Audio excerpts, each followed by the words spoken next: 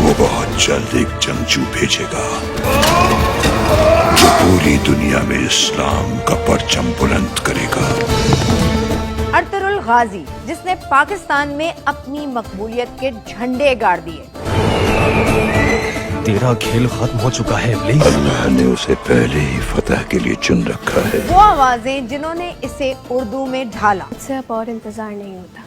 सच पूछो तो मुझसे भी अब इंतजार नहीं होता। मैं कल ही सरदारों और तुम्हारे बाबा से तुम्हारे और अपने निकाह की बात करता हूँ।